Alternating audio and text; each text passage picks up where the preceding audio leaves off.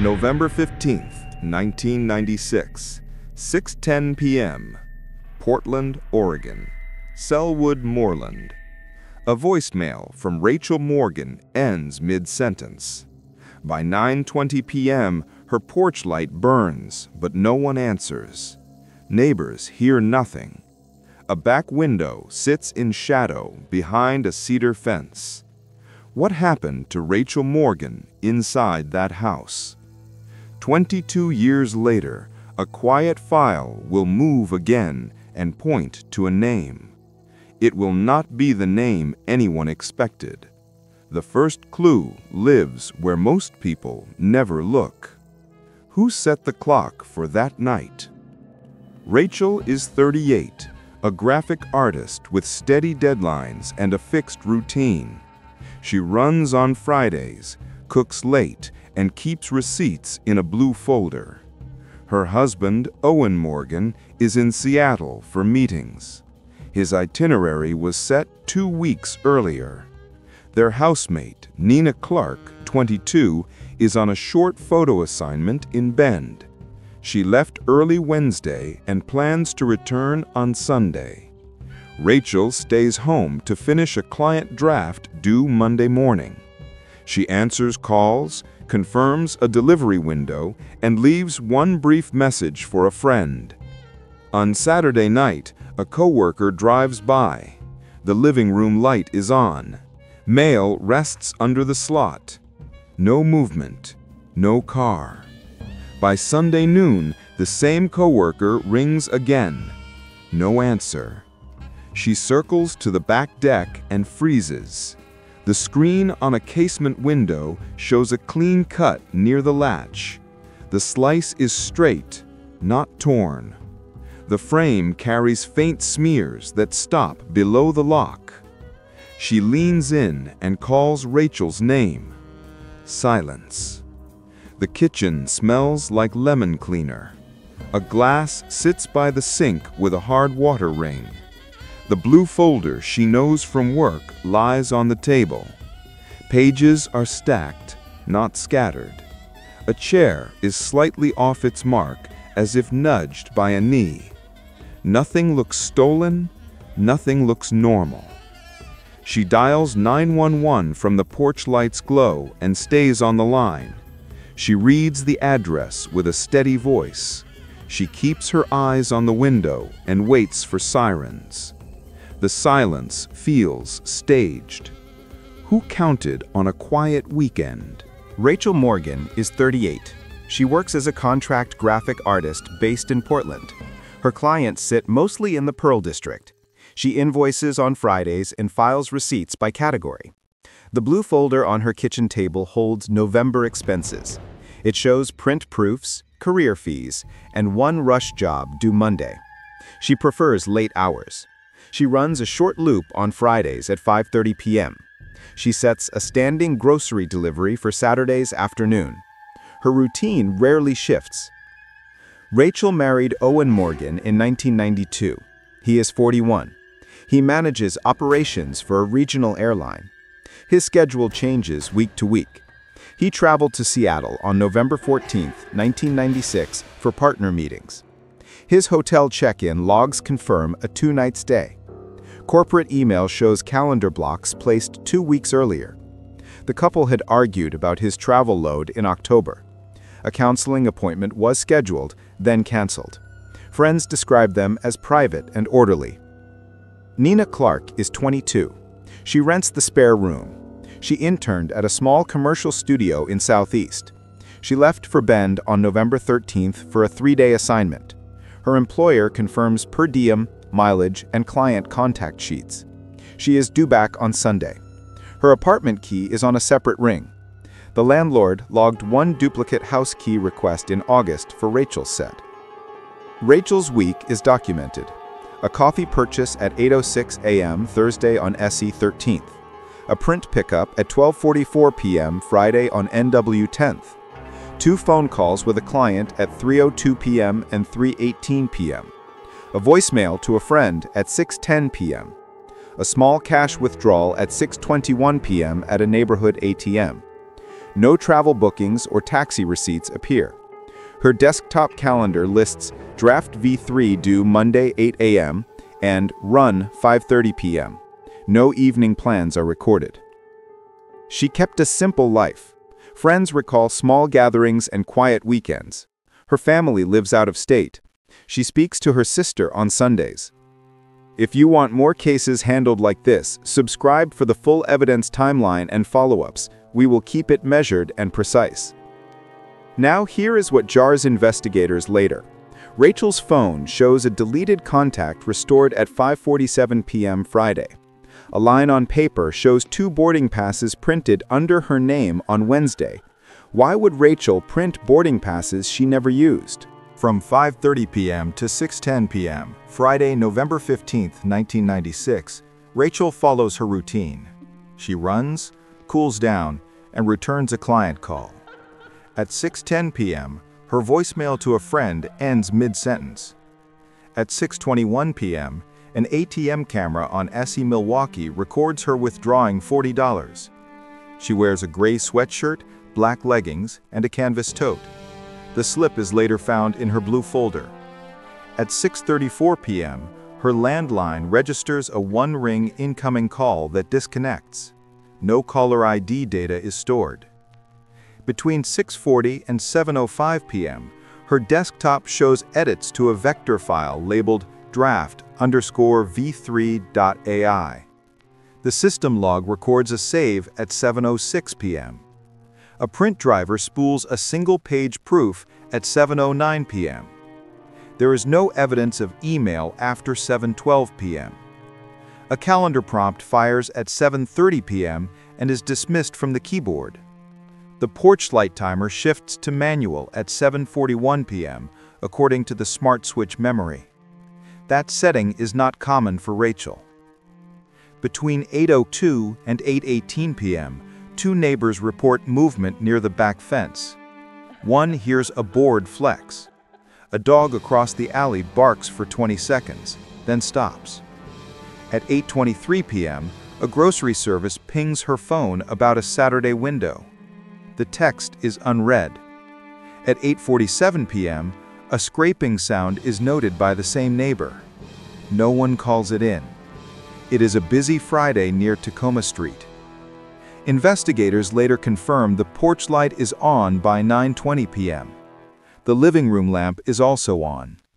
A chair sits 2 inches off its usual line under the table. The blue folder lies closed, not spread. The kitchen glass with a hard water ring sits by the sink. No food is out. No sign of packing. No suitcase is missing. The window screen on a rear casement shows a straight cut at the latch. Saturday, 8:12 a.m. Rachel's bank records show no activity. A client emails at 10:06 a.m. with a minor revision. It goes unanswered. At 8:27 p.m., coworker Laura Kim drives by. She sees the porch light and stacked mail. She leaves and returns Sunday at noon. She rings, knocks, and circles to the deck. The screen cut is visible from 6 feet away. She calls 911 from the porch. What changed in that house between 7:12 and 9:20 p.m.? Detectives start at home. They separate financials, call logs, and travel. Owen Morgan's work email shows the Seattle trip approved on October 30th, 1996. His company issues an e-ticket on November 7.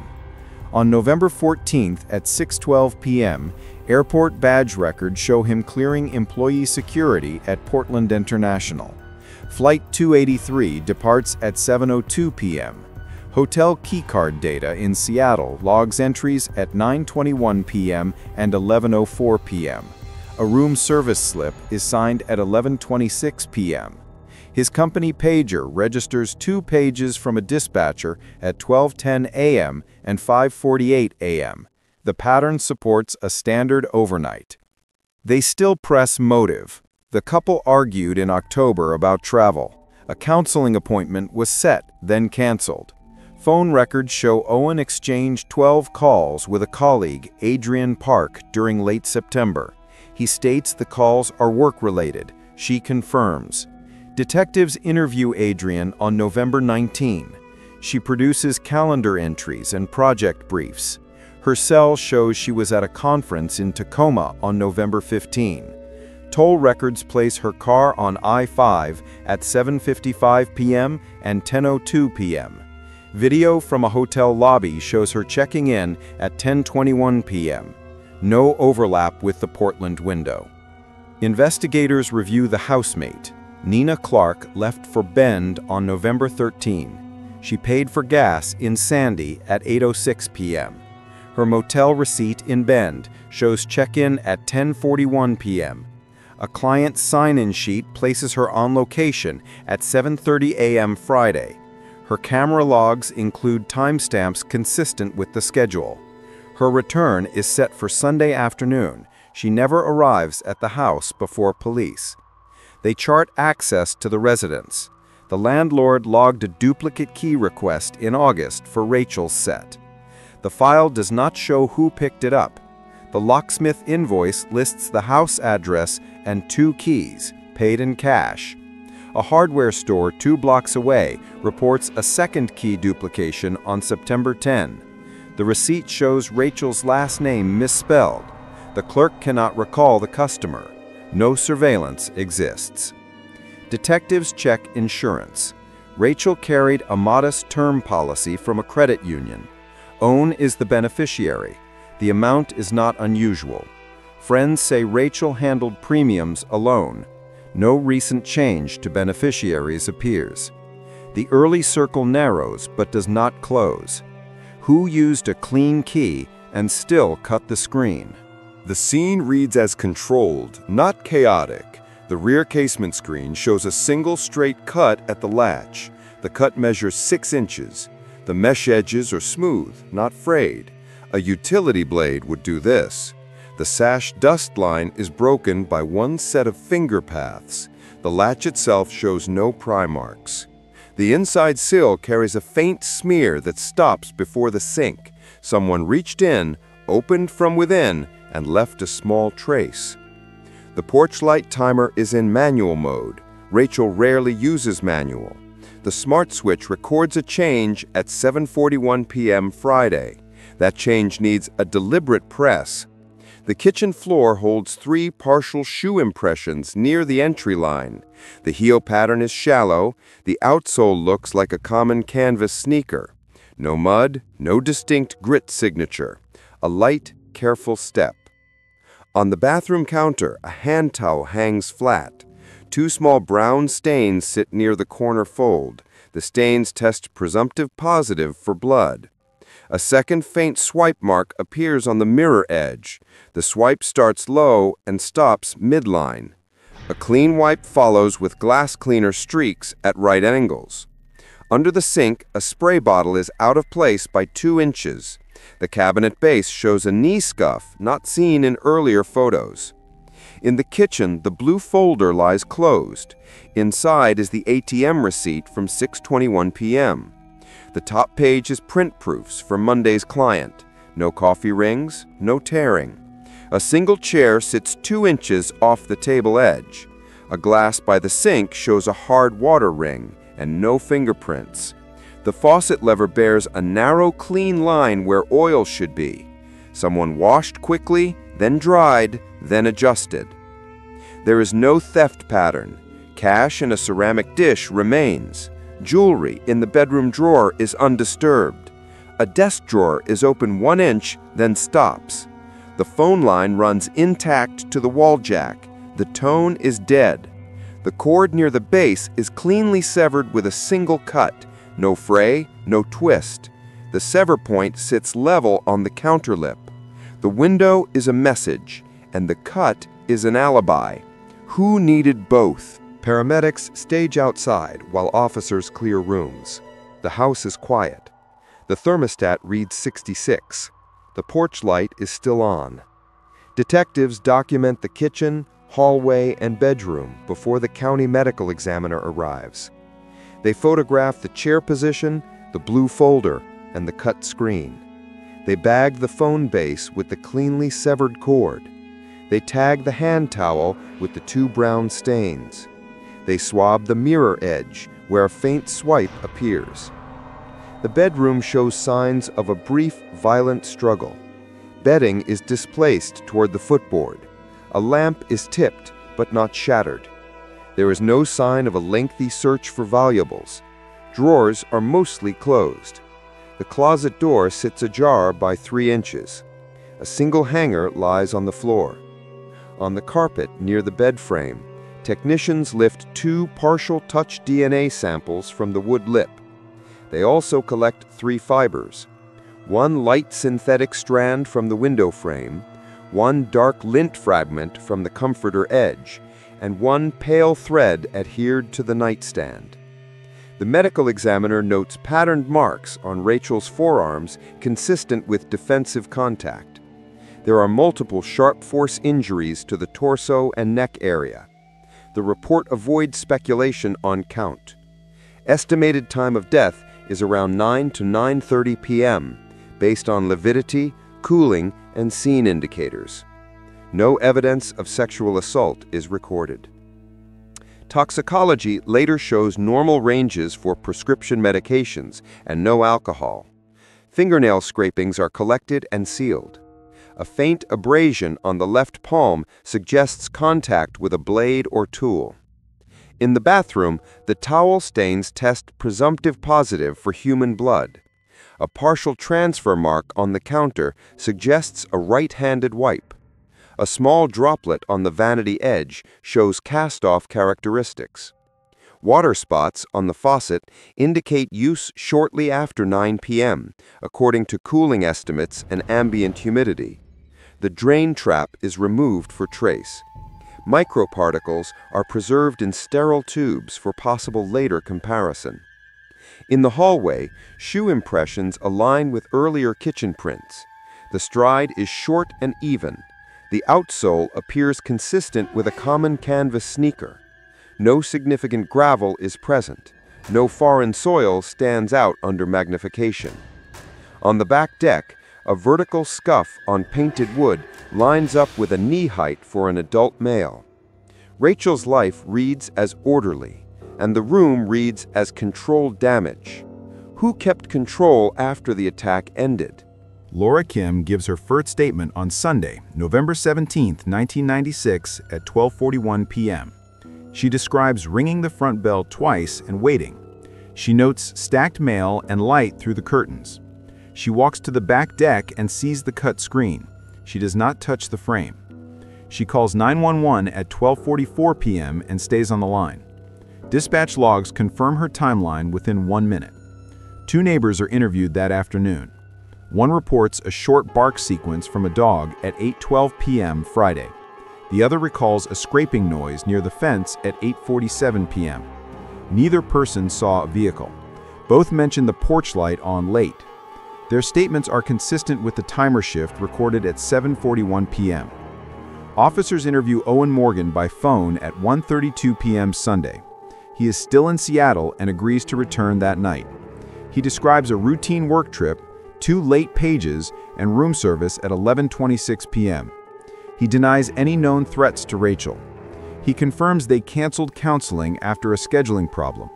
He reports Rachel kept a tight calendar and rarely missed calls. Detectives reach Nina Clark by pager at 2:07 p.m. She calls back from Bend at 2:19 p.m. She confirms leaving on November 13 for a 3-day shoot. She says she planned to return around 4 p.m. Sunday. She has not heard from Rachel since Wednesday. She adds a detail that draws attention. Rachel asked to borrow a hard case for artboards. The case never left Nina's closet. The first responder notes on body camera audio that the hand towel is square folded, not bunched. The mirror has a lateral swipe 2 inches above the faucet line. The cut phone cord lies clean at the base. There is no tracking dirt across the kitchen. The glass by the sink shows water spotting without prints. The blue folder has the ATM slip on top. The landline registers a fast busy when dialed from outside. Detectives ask Laura about unusual calls. She recalls one. Rachel mentioned a number saved under a first name only. It had been deleted and then restored on Friday at 5:47 p.m., The name is unfamiliar to Laura. Who is the first name that returns minutes before Rachel vanishes? Detectives map two competing stories. One is a forced entry by an unknown prowler. The other is a staged break-in by someone who knew Rachel. They test each detail against the record. The cut screen is clean and straight. It reads as performed, not rushed. The latch shows no torque. The sill holds one faint smear and nothing more. The phone cord is severed with a single slice at the base. The timer is shifted to manual at 7:41 p.m. That action needs intent. They examined why a person would cut a screen if a key existed. The landlord record shows a duplicate in August. The hardware store receipt in September repeats the address with a misspelling. The clerk does not recall who paid cash. Detectives suspect a staged entry to redirect focus. A clean blade makes a clean message. The same tool could sever a phone line. The hand towel with two brown stains points to an injury or cleanup. The mirror shows a low lateral swipe. A right-handed wipe fits the angle. They test the prowler theory. Neighbors hear a board flex and a scrape near the fence. A dog barks and stops. The back deck scuff aligns with a knee height for an adult male. The canvas sneaker prints are light and cautious. No mud suggests a careful approach. A prowler could watch the house, note Owen's travel, and time the entry. But there is no open drawer hunt and no property loss. Nothing looks ransacked. The scene reads controlled. The restored contact on Rachel's phone at 5:47 p.m. draws focus. A first name only. Deleted earlier, then back on the list. The ATM slip at 6:21 p.m. and file edits through 7:09 p.m. show a normal night starting. The timer change at 7:41 p.m. and the dead landline show a shift. Someone planned for darkness and silence. Someone wanted time. Investigators weigh known access against unknown risk.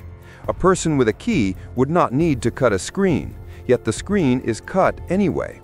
A person without a key could still reach the latch from the opening, yet the latch has no pry marks. The scene supports preparation and control more than panic. So who planned for light, quiet, and a clean cut? The towel stains go first to the state lab. The test confirms human blood. A partial male DNA profile develops. It is strong, but incomplete. In 1996, that is the end of the road. The profile does not match anyone in Oregon's database. It does not match the federal system.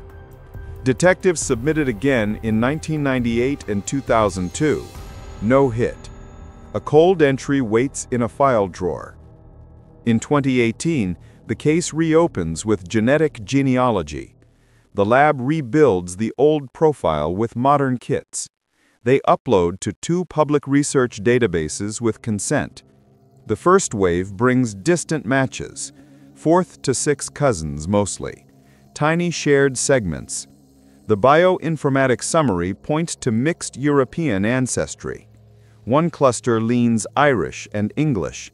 Another cluster leans Canadian with French ties. Nothing obvious links to Portland. A volunteer genealogist, known here as L, takes the list. She builds out trees for the top 20 matches.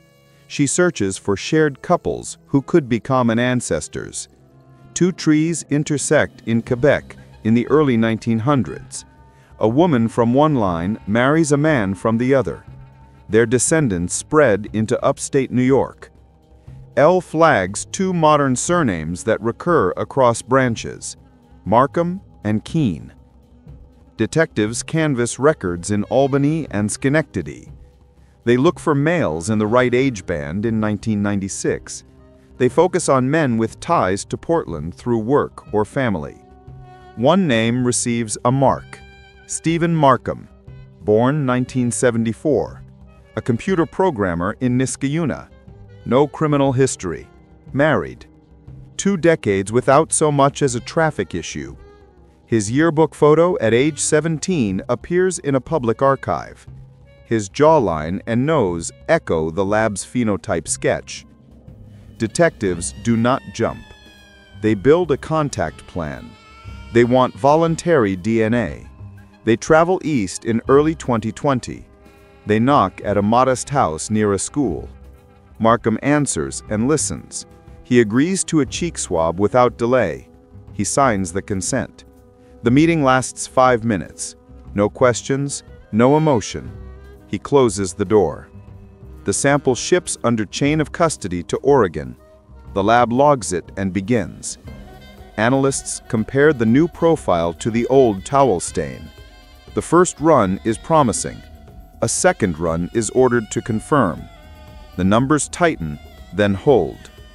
What does a near-perfect match mean for the cuts, the light, and the silence? The lab finishes the confirmatory run on March 3, 2020. The match probability exceeds 1 in several million. The profile from the towel and the cheek swab align. Detectives brief the Multnomah County District Attorney on March 5th. A warrant application goes in the same day. A judge signs an arrest warrant for Stephen Markham on March 6th at 9:12 a.m.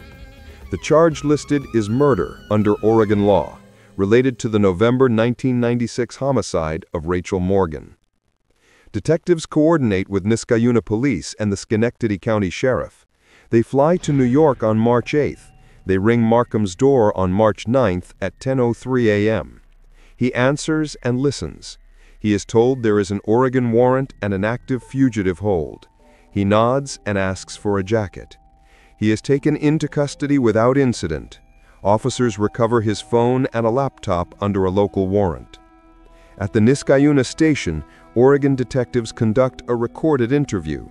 They read Miranda rights at 11:02 a.m. Markham signs the waiver. He does not ask for an attorney during the first hour. He says very little. He confirms he lived in upstate New York in 1996. He states he traveled for short contracts in the late 1990s. He refuses to list cities. He admits he has visited Portland, but will not give a year.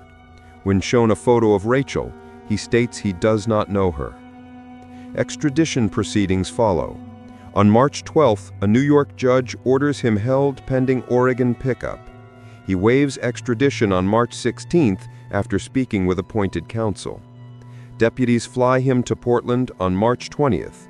He is booked into the Multnomah County Detention Center at 6:48 p.m. He makes a brief first appearance the next morning. Bail is denied due to the severity of the charge. A probable cause hearing is set for April 7th. The state submits the DNA reports, chain of custody logs, and the towel photographs.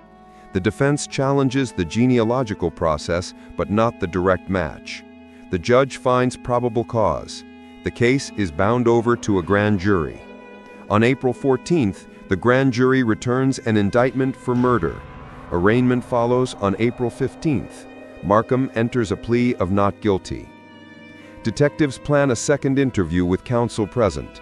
They also move to retest the mirror swipe and the phone cord. What detail, if confirmed, will lock the timeline to the minute? Pretrial begins with a motions calendar in June 2020. The defense challenges the genealogy process and seeks to suppress the swab. The judge denies suppression. The court finds the cheek swab was consensual and documented. Chain of custody logs are intact. The towel is accounted for from 1996 to present. A Daubert hearing tests the lab's updated methods. The state's expert explains validation, error rates, and stochastic thresholds. Cross-examination is sharp, but produces no impeachment. Discovery turns over thousands of pages. Phone records, travel receipts, and the porch light data are included. The mirror swipe is retested. It yields a trace male profile consistent with the towel contributor. The amount is low, but reportable. A blind rerun confirms the result. The defense retains an independent analyst. That report accepts the match and focuses on interpretation limits. The jury pool notices proceed for a January 2021 trial date. In November 2020, plea talks start. The state offers a first-degree murder conviction with a recommended 65 to 70 years. No lesser charge, no reduction. The family is consulted. They want certainty and a public accounting. They also know witnesses are aging and memories fade. The defense requests time to evaluate mitigation. They submit records of Markham's depression in the late 1990s. They include notes about stimulant use and alcohol then. There is no diagnosed psychosis.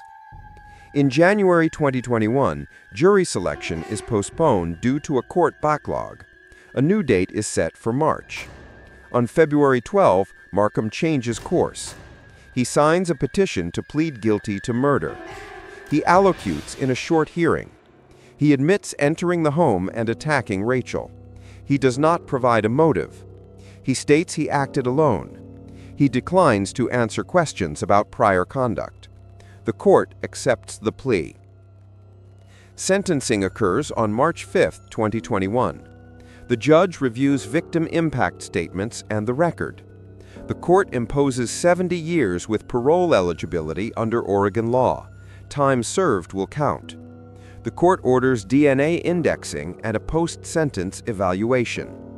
Owen speaks briefly. He says certainty matters more than spectacle. Laura Kim says the lights still bother her at night. One line remains unanswered in the record. Why was the porch light set by hand? The case file does not close with a headline. It closes with forms. On March 8, 2021, the clerk stamps the judgment. Stephen Markham is processed to state custody 2 days later. His DNA profile enters CODIS under the statutory index. Detectives file requests to screen unsolved in Oregon and Washington for similar towel or phone line signatures. Nothing obvious hits in the first quarter. Analysts warn that absence is not proof. It is only the current state of the data. Rachel Morgan's estate finalizes in probate that summer. There is no wrongful death action. Owen sells the Selwood Moreland house in September. A disclosure notes a 1996 homicide and subsequent remodeling. The buyer signs. The port's light switch is replaced during renovation. The original smart switch, with logs, remains in evidence. The towel lives in a climate-controlled locker with a chain of custody sheet now 3 pages long. Friends and co-workers organize a small gallery event in the Pearl District. It runs for 1 weekend in November 2021. Her vector prints in hand sketches hang in clean rows. A caption lists dates and clients. A donation jar funds a graphic art scholarship at a community college. The award criteria are simple: reliable, organized, deadline-driven. Laura Kim speaks for 2 minutes and sits down. She avoids cameras. Public records requests follow the plea. Commenters debate motive. Some fix on access and planning. Some fix on the restored contact at 5:47 p.m. The name tied to that slot is never released. The DA cites privacy and limited evidentiary value post-plea. Detectives keep a sealed appendix that logs 2 earlier deletions of the same first name in October. The entry is a detail, not a charge. Nina Clark moves to Seattle in 2022. She keeps one framed print Rachel gave her.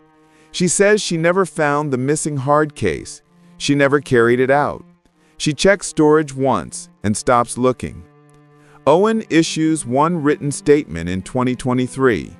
He writes that certainty is a form of mercy. He does not explain the counseling note or the canceled appointment. The file's final memo is 1 page.